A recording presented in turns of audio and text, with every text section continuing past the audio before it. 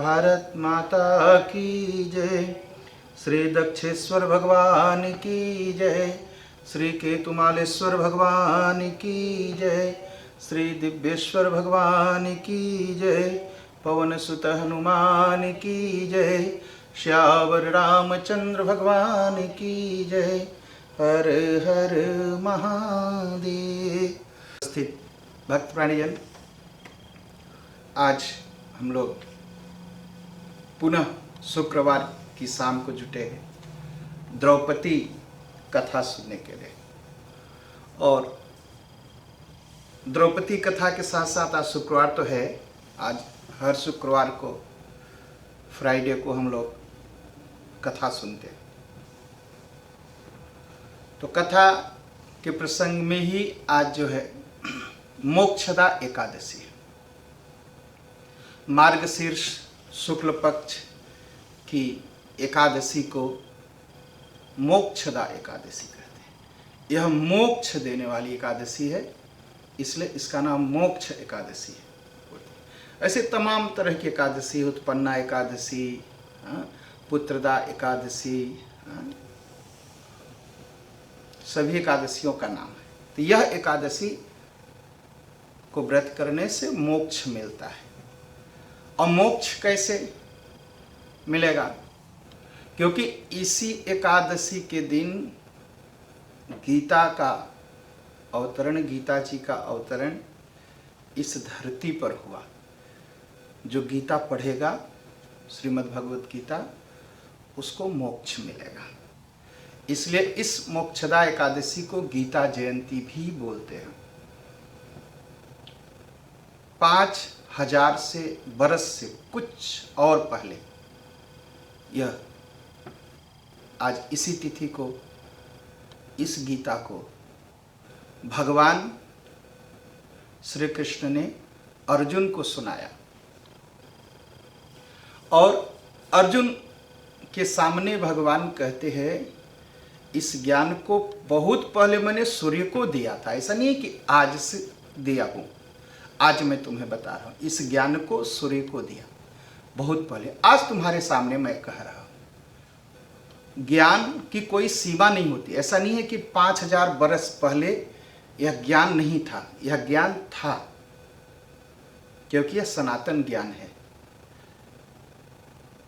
इसलिए सनातन ज्ञान मतलब जो वेद से संबंधित है, जो वेद से जुड़ा है। आज हम थोड़ी गीता की बात कर लें, उसके बाद हम फिर से द्रौपदी प्रसंग पर आएंगे। कोशिश करेंगे। तो वेद, गीता बार बार वेद की तरफ इशारा करती है, क्योंकि वेद जो है वो ज्ञान है। वेद से ही ज्ञान की प्राप्ति। वेद बनता है विद धातु से।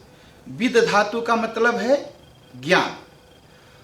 और वेद का ज्ञान, वैदिक ज्ञान, वेदस ज्ञान ही हमारे डच में वेतंसखाप बना। तो यह जो ज्ञान है वेद का, जो गीता में भी है, यह हमें आज से नहीं है। इसकी कोई सीमा नहीं, इसकी कोई ऐसे नहीं कह सकते इतने बरस पहले, नहीं, ऐसा कुछ नहीं कि 2000 बरस पहले, 4000 बरस पहले, ऐसा नहीं। जो ज्ञान है यह संसार बनने से पहले, यह संसार जब बना उससे पहले ज्ञान था। उस ज्ञान के आधार पर यह संसार बना। हमारा जो सनातन धर्म है उसकी यही व्याख्या है। जो सनातन है, वेद सनातन है। संसार बनने से पहले जो ज्ञान है, जिस ज्ञान के आधार पर यह संसार बना, उसका नाम वेद। अब कहेंगे ज्ञान को बनाया किसी ने? ज्ञान को कोई बनाता नहीं, ज्ञान रहता है, ज्ञान प्रकट होता है। ज्ञान का कोई बनाने वाला नहीं होता। ज्ञान को क्या कहते हैं? खोजने वाले को, आउटफिंडर। ज्ञान को जिसने खोजा। तो इस वेद के ज्ञान को हमारे ऋषियों ने खोजा और उस ज्ञान के आधार पर इस संसार का निर्माण हुआ। इसलिए वेद क्या है? भगवान की सांस है। इसलिए भगवान जब जब धरती पर आते हैं तो वेद की रक्षा के लिए आते हैं, ज्ञान की रक्षा के लिए आते हैं। ज्ञान में जो अपने विचार से लोग ज्ञान की व्याख्या करने लगते हैं और उसके अनुसार उस ज्ञान से केवल अपने जीवन को सुखी बनाने के लिए व्यवस्था करने लगते हैं, उसी को समाप्त करने के लिए भगवान का अवतार होता है। तो भगवान भी जब अवतार लेते हैं वेद और शास्त्र के अनुसार जीते हैं और उसकी रक्षा के लिए जीते हैं। तो जो ज्ञान संसार के बनने से पहले था उसको वेद कहा गया और उसी वेद को, इसीलिए वेद में जो है कभी कोई आप बदलाव नहीं ला सकते। सभी शास्त्रों के, जिनको धार्मिक शास्त्र कहा जाता है या मजहबी पुस्तक कही जाती है या रिलीजियस बुक कही जाती है, उसमें बार बार बदलाव आए, लेकिन वेद के मंत्रों में कभी बदलाव नहीं आया और न तो कभी आएगा, क्योंकि वेद के अनुसार ही भगवान भी चलने को मजबूर है। भगवान भी वेद के अनुसार जीवन जीते हैं। चाहे भगवान श्री राम का अवतार हो, चाहे भगवान श्री कृष्ण का अवतार हो, जितने भी अवतार हैं सब वेद की रक्षा के लिए हमारे इस धरती पर आते हैं। तो उसी वेद की रक्षा के लिए जब भगवान का अवतार हुआ तो भगवान श्री कृष्ण ने उसी वेद के ज्ञान को श्रीमद् भगवत गीता में कहा। गीता है क्या? देखिए, गीता अगर आप विद्वान बनना चाहते हैं तो गीता आपके लिए ज्ञान देगी, लेकिन आपके लिए बहुत मुश्किल हो जाएगी गीता। और अगर आप सहज और सरल स्वभाव के हैं तो गीता आपके लिए बहुत ही सहज और बहुत ही सरल है। लोग कहते हैं गीता समझना बड़ा मुश्किल है। गीता समझना मुश्किल नहीं है, हमारी आपकी बुद्धि बड़ी मुश्किल है, क्योंकि हमारा मन जो है कल युग में यह पापमय बन गया है। जैसे मछली पानी में रह करके ही अपने को जिंदा समझती है, वैसे हमारा आपका मन इन पाप के कर्मों में लगा हुआ है, तभी तक लगता है कि हमारा मन है, जिंदा है। तो इस कल युग में जो धर्म के 4 पैर थे उसमें से 3 खत्म हो गए, एक बचा दान का। इतना हमारा आपका मन पापी हुआ, पाप में गया कि दान भी जो एक पैर से बचा है वो दान भी करने में तमाम तरह की बातें करते हैं। अफवाह पैदा करेंगे, भ्रम पैदा करेंगे, खुद दान नहीं देंगे, कोई दान देना चाहता है तो उसको रोकने का पाप करते हैं। हर समय सब पर शक करते हैं। यह कलयुग का प्रभाव है, यह कलयुग का प्रभाव। इस प्रभाव से बचने के लिए गीता सबसे बड़ी साधन, गीता अध्ययन। गीता का मतलब है जो गाया गया। किसने गाया? भगवान ने जिसको गाया उसे भगवत गीता कहते हैं। ऐसे ज्ञान को जिसको भगवान ने स्वयं अपने मुंह से गा करके सुनाया, उसका नाम भगवत गीता है। तमाम तरह के अर्थ लोग करते हैं गीता के बारे में, तमाम तरह का अर्थ करते हैं। कभी कभी तो अर्थ ऐसे कर देते हैं लोग कि हंसी आ जाती है मुझे कि यह कहाँ लिखा है। गी का मतलब है जो गाया जा सके, जिसको भगवान ने गाया उसका नाम गीता। अब गीता सरल कितनी है, सहज कितनी है, कितना जल्दी आप समझ सकते हैं। कहते गीता पढ़ने में बड़ा टाइम लगेगा, कुछ टाइम नहीं लगेगा। 700 मंत्र याद है, कर सकते हैं आप। 700 मंत्र है। अरे फिल्म के गाने कितना कितना हम याद कर लेते हैं लोग। 700 मंत्र हैं गीता में, बहुत सहज से याद हो जाएंगे। और एक चीज़ और बताओ, ये फिल्मी जो गाने याद करते हैं ना, आपकी ज़िंदगी बिगाड़ देंगे। और गीता के मंत्र याद करेंगे, आपका जीवन बन जाएगा, जीवन बन जाएगा। गीता, स्वामी श्री रामकृष्ण परमहंस कहते थे, गीता का अर्थ जो है यह 2 शब्द गी और ता में ही छिपा है। तो भक्तों ने पूछा कि परमहंस जी बताइए भगवान कि क्या अर्थ है। कहा इसका उलट दो। कहा कैसे उलट दें। कहा गीता, अब उलट करके पढ़ो, तागी, और एक काम करो 100 बार कहो। जब तागी तागी तागी तागी कहोगे 100 बार तो त्यागी त्यागी त्यागी त्यागी त्यागी त्यागी त्यागी आएगा। तो कहा जो त्याग करेगा जीवन में वही गा सकता है, और जो भोग के पीछे जाएगा वह गाएगा नहीं, वो तो रोएगा। देखिए नाचते दोनों हैं। कौन? जो माया में फंसा है वो भी नाचता है, और जो माया से दूर है वो भी नाचता है। लेकिन फर्क क्या है?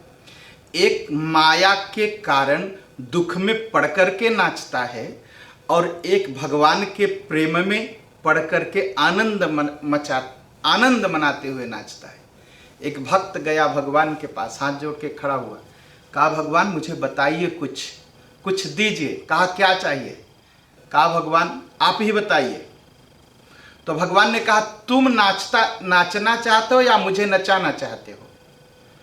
तो भक्त ने पूछा भगवान इसका मतलब? भगवान ने कहा अगर तुम नाचना चाहते हो तो माया ले जाओ, मैं माया दे देता हूं, संसार की सारी मटेरियल्स दे, धन रुपया पैसा जमीन मकान सब दे देता हूं, लेकिन इसका असर ये होगा कि इन सब के चक्कर में तुम नाचोगे। कहा दूसरा? कहा अगर मुझे नचाना चाहते हो तो भक्ति ले जाओ, क्योंकि भक्ति के बस में होकर के भगवान नाचते हैं और माया के बस में होकर के मनुष्य नाचता है। लेकिन भक्ति के बस में होकर के जो नाचता है वह आनंद मना के नाचता है, और माया और मोह के चक्कर में जो फंस करके नाचता है वह रोता है दुख में, और दुख के कारण नाचता है। यही फर्क है। तो यह जो गीता है यह क्या सिखाती है? त्याग। जो त्यागी होगा वही गा सकेगा। भोगी आदमी कभी गा नहीं सकता। वो क्या गाएगा? कभी अपने मन को खुश करने के लिए गाएगा, कभी संसार को खुश करने के लिए गाएगा, लेकिन कभी खुश नहीं होता, कभी खुश नहीं होता। कहा खुश होना तब कहते किसको? कहे हम तो गाते हैं, बड़ा आनंद आता है। खुश होने का मतलब है कि जब दुख कभी न आए, बस यही खुशी होती है। और दुख क्या है? जब भगवान को हम भूल जाएं तो उसे दुख कहते हैं, और जब भगवान मिल जाए उसे खुशी कहते हैं, उसे आनंद कहते हैं। यह गीता भगवान ने गाया कहा? युद्ध के मैदान में। और सुनाया किसको? भगवान ने सुनाया अर्जुन को। अच्छा, अर्जुन की हालत क्या है? अर्जुन को ने भगवान से कहा जरा एक बार मेरा रथ आप ले चलिए, सेनाओं के बीच में जरा मैं देखूं मुझे किनसे लड़ना है और कौन लोग मुझसे लड़ने आए हैं। और भगवान जब ले जाते हैं और वह देखता है तो उसके हाथ कांपते हैं अर्जुन के, और वो कहता है कि भगवान मेरे हाथ से धनुष छूट रहा है, तीर गिर रहे हैं, मेरा शरीर कांप रहा है। इससे अच्छा है कि लोगों को मारने से अच्छा है कि मैं भीख मांग करके खाऊं, संसार छोड़ दूं। सोचिए, इससे पहले अर्जुन की हालत क्या थी? महाभारत के युद्ध से पहले क्या अर्जुन कभी लड़ाई नहीं लड़ा था? खूब लड़ा था, और बहुत सारे दुष्ट राजाओं को उसने दंड दिया था अर्जुन ने, और दुष्ट राजाओं को धर्म पर लाया। लेकिन आज उसकी हालत क्या हुई? महाभारत के युद्ध को देख करके वो कांपने लगा। क्यों कांपने लगा? कि इससे पहले जितने युद्ध हुए थे अर्जुन के जीवन में, वो उन लोगों से अर्जुन का कोई खून का रिश्ता नहीं था, और आज जो महाभारत का युद्ध होने जा रहा है उससे उनका खून का रिश्ता था। देखिए, दूसरों को अर्जुन बहुत आराम से धर्म सिखा लिया, लड़ लिया, युद्ध कर लिया, उनको धर्म के रास्ते पर लाया, लेकिन जब अपने परिवार की बात आई तो कांपने लगा। यही है मोह और माया। दूसरों को धर्म सिखाना तो बड़ा आसान लगता है, लेकिन अपने मन को, अपने परिवार को, अपने लोगों को जिनसे हमारा खून का रिश्ता है, जो उनको धर्म पर चलाने की बात आती है तो हम बड़ा आराम से कह देते, अरे सुबह उठने की जरूरत नहीं है, बच्चा छोटा है, बड़ा होगा तो फिर भक्ति कर लेगा, सोने दो। और दूसरे को खूब ज्ञान सिखाते हैं, सवेरे 4 बजे उठ जाओ, पूजा करो, पाठ करो, क्योंकि वहां हमारा खून का रिश्ता नहीं। तो इससे पहले वही अर्जुन तीर धनुष उठाता था और हजारों लोगों को मार देता था, दुष्टों को, और मार करके उनको धर्म के रास्ते पर लाता था। और आज जब अर्जुन को अपने ही परिवार को लोगों से लड़ने का समय आया तो वो कांप गया और बड़ा बड़ा तर्क देता है। तर्क क्या देता है? युद्ध होगा, बहुत नुकसान होगा, औरतें विधवा हो जाएंगी, औरतें विधवा होंगी तो फिर वर्ण संकर पैदा होंगे, और वर्ण संकर पैदा होंगे तो पिंडदान नहीं करेंगे। देखिए, वंशानुगत वर्ण संकर तो होते हैं, विचार से भी वर्ण संकर होते हैं, मतलब संकर मतलब मिक्स हो जाते हैं।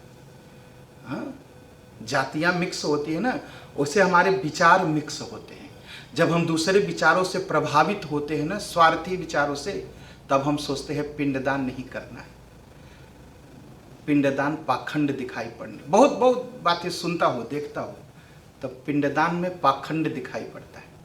क्योंकि जब ऐसा दिखाई पड़े तो आप समझिए आपके विचार में गंदे विचार मिल गए, आपकी सोच की परंपरा से गंदी परंपरा मिल गई है, आपकी पारिवारिक कुल की परंपरा से गंदी परंपरा मिल गई है। और जब मिल जाती है ना तो यही हालत होता है, तब पिंडदान नहीं करते। तो वही एकदम अर्जुन कहता है, तो पिंडदान नहीं होगा, और पिंडदान नहीं होगा तो पितरों की शांति नहीं होगी, और पितरों की जब शांति नहीं होगी तो पितर च्युत हो जाएंगे, गिर जाएंगे, और जब गिर जाएंगे तो कुल पर सब कुछ नष्ट हो जाएगा। ये बहाना बनाता है भागने का, धर्म को वो बहाना बनाता है। कभी कभी कुछ लोग होते हैं ना, धर्म को बहाना बनाते हैं, चलो भैया नारी मुई घर संपत्ति नासी और मूड़ मुड़ाए भय सन्यासी। पत्नी ने मार के निकाल दिया घर से गलतियों के नाते, तो सन्यासी बन गए महाराज, अब मैं बाबा जी हूं, हैं? अब मैं बाबा जी, ऐसे बन जाते हैं लोग।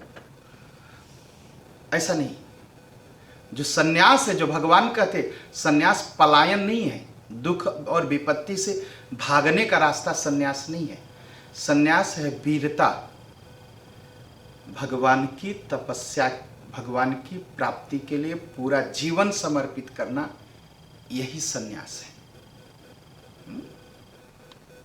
नहीं तो चलो घर में झगड़े हुए, चलो भागो सन्यास लो, यहां बदनाम हुए, चलो दूसरे देश चलो, बाबा जी बन के घूम, ये सब सन्यास नहीं, महापाप है।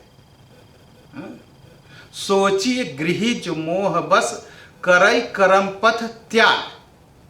कोई गृहस्थ आश्रम स्वीकार करने के बाद नाना प्रकार की बातें सुन करके कि बाबा जी बनेंगे तो लोग पैर छुएंगे, दक्षिणा मिलेगी, खीर और भात में मीठा भात मिलेगा खाने को, रोज रोज सम्मान मिलेगा, कुर्सी मिलेगी, ऐसे जो कोई सन्यास लेता है तो नरक जाता है। ऐसा नहीं, सोचिए गृही जो मोह बस करई कर्म पथ त्याग।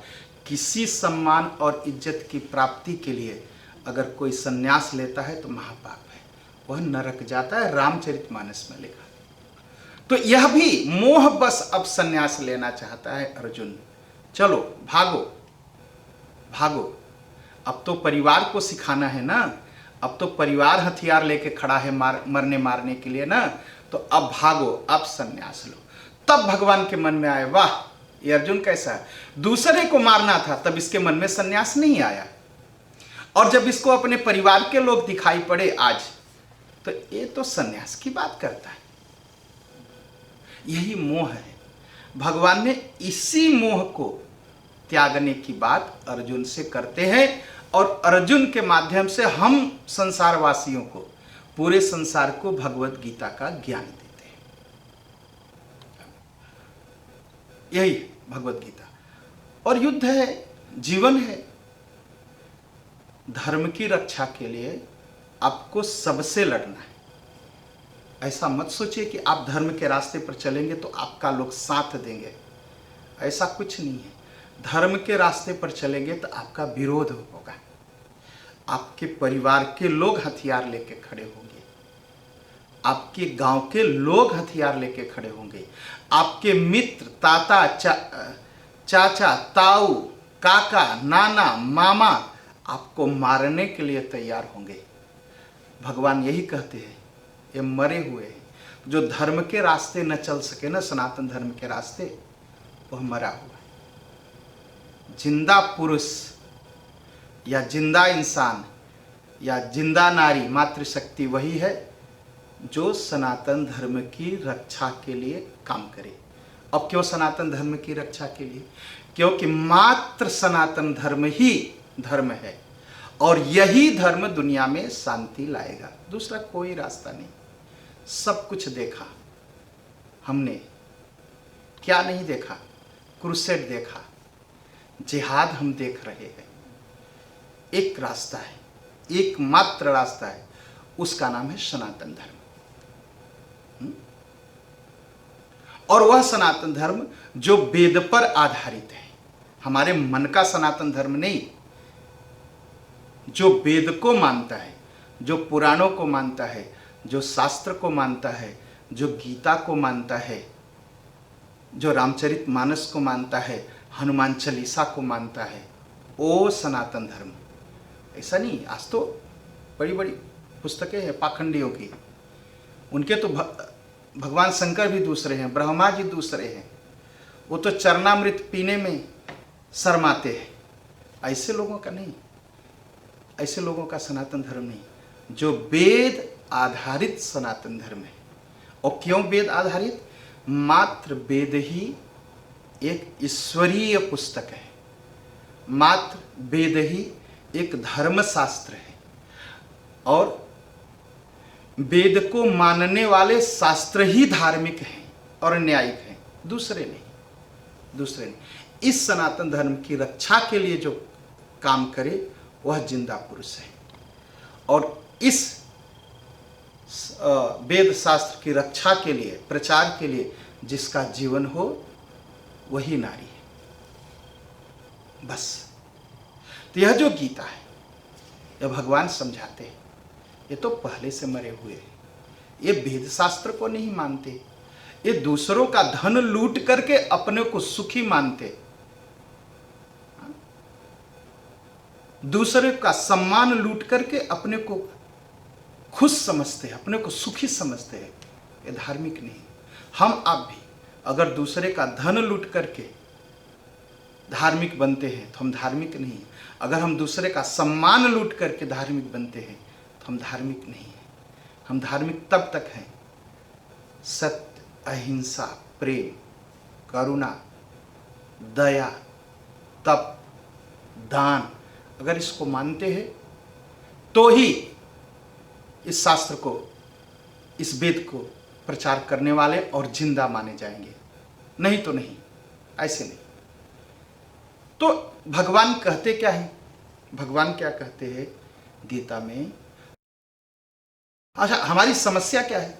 हमारी समस्या है मनुष्य की, या तो पीछे की तरफ जो बीत गया बहुत अच्छा था, मैं तो बड़ा खुश था, बड़ा स्वर्ग का समय था, बड़ा आनंद था, और जो आने वाला है मैं ऐसा करूँगा, मैं ये बनाऊँगा, मैं इतना धन कमाऊँगा, मैं इतना पैसा जुटाऊँगा, मैं ये करूँगा। तो एक तो जीवन बीतता है कि जो पिछला था उसमें जीता है आदमी, और एक था कि जो आने वाला है उसको बनाने की कोशिश में व्यक्ति जीता है, लेकिन उसका जो वर्तमान प्रेजेंट टाइम का जो सुख भूल जाता है। तो भगवान कहते हैं कि देखो, जो बीत गया उसे भूल जा, जो आने वाला है उसकी चिंता मत कर। इस समय, इस वक्त, प्रेजेंट टाइम में जो जीवन है इसको ही जीने की कोशिश करो। और कैसे जीने की कोशिश करो? धर्म पर चल करके जीने की कोशिश करो। कैसे धर्म पर जीने की कोशिश करें? जो भगवान की तरफ ले जाए। इसीलिए भगवान कहते हैं सारे धर्मों को छोड़ करके मेरी शरण में आ, मैं तुम्हें मुक्ति दूंगा, मैं तुम्हें शांति दूंगा, मैं तुम्हें भक्ति दूंगा। और गीता में क्या है? ज्ञान योग, कर्म योग और भक्ति योग। कर्म योग किस लिए? बिना किए हम कभी रह नहीं सकते। शारीरिक रूप से एक क्षण भी बिना क्रिया किए हम जी नहीं सकते। तो कर्म भी करना है। कैसे करना है? वेद और शास्त्र के आधार पर कर्म करना है। ज्ञान योग किस लिए? बिना जाने हम रह नहीं सकते, हमें कुछ न कुछ जानना है। जन्म से लेकर मृत्यु तक हर व्यक्ति कोशिश करता है कुछ जाने। तो जब बिना जाने नहीं रह सकते तो ज्ञान योग, भगवान की प्राप्ति ज्ञान के द्वारा। और तीसरा भक्ति योग। भक्ति योग क्यों? बिना माने हम नहीं रह सकते, किसी न किसी को मानना पड़ेगा। या तो भगवान को मानना पड़ेगा और या भगवान को नहीं मानना पड़ेगा। या तो ईश्वर में विश्वास करना पड़ेगा या तो ईश्वर में विश्वास नहीं करना पड़ेगा, लेकिन विश्वास करना पड़ेगा कि ईश्वर है, या तो विश्वास करना पड़ेगा ईश्वर नहीं है। दो में तो ईश्वर नहीं है, अगर हम इसमें विश्वास करते हैं तो यह गलत होगा, क्योंकि इससे जीवन बिगड़ जाएगा। ईश्वर है और उसकी खोज करना है, उसकी प्राप्ति करनी है, उसकी सेवा करनी है, उसके लिए गीत गाना है, उस गीत को गाते गाते संसार को सुखी करना है, संसार को सुखी करते करते मुक्ति पाना है। इसलिए भक्ति योग। तो बिना किए हम नहीं रह सकते तो कर्म योग, बिना जाने नहीं रह सकते तो ज्ञान योग, और बिना माने नहीं रह सकते तो भगवान को मानिए, ये भक्ति योग। इसलिए यह तीन योग श्रीमद् भगवत गीता में भगवान कहते। करना है, क्या करना है? सनातन धर्म के अनुसार करना है, जीना है। ज्ञान पाना है, जानना है, तो सनातन पुस्तकों में जो ज्ञान लिखा है उसको पूरी तरह से पाना है, क्योंकि ज्ञान यही है। भक्ति योग, बिना माने नहीं रह सकते तो भगवान पर विश्वास करना है और भगवान को मानना ही मानना है, इसलिए भक्ति योग। तो ज्ञान योग, कर्म योग, ज्ञान योग और भक्ति योग, इसको तो भगवान को मानना है। तो यह जो गीता है यह सनातन धर्म का अगर सार है, सब कुछ अगर आपको एक जगह मिलेगा तो श्रीमद् भगवत गीता में। और श्रीमद् भगवत गीता महाभारत जो पुस्तक है उसका एक अंग है। ऐसा नहीं कि श्रीमद् भगवत गीता एक अलग पुस्तक है और महाभारत अलग, नहीं, ऐसा नहीं है। श्रीमद् भगवत गीता महाभारत का एक टुकड़ा है, एक अंश है जो महाभारत से निकाला गया है, जिसमें सभी शास्त्रों के बारे में कुछ न कुछ कहा गया। हाँ, और क्या कहा गया? सब कुछ भगवान के हाथ में सौंप दो। क्यों? क्योंकि हमें कर्म करना है, फल भगवान देगा। यह एकदम सही है। सही कैसे है? ऐसा नहीं कि मैं कहता हूं, ऐसे शास्त्र में लिखा है इसलिए पूरी तरह से सही है। हमारा वैसा जीवन भी है। मान लीजिए हम कहीं जा रहे हैं रास्ते में और एक बच्चा कहीं पेटी में, कहीं कुएं में गिर गया, तो हमारा कर्म क्या है? हमारा कर्म है उसको निकालना, उसको बचाना।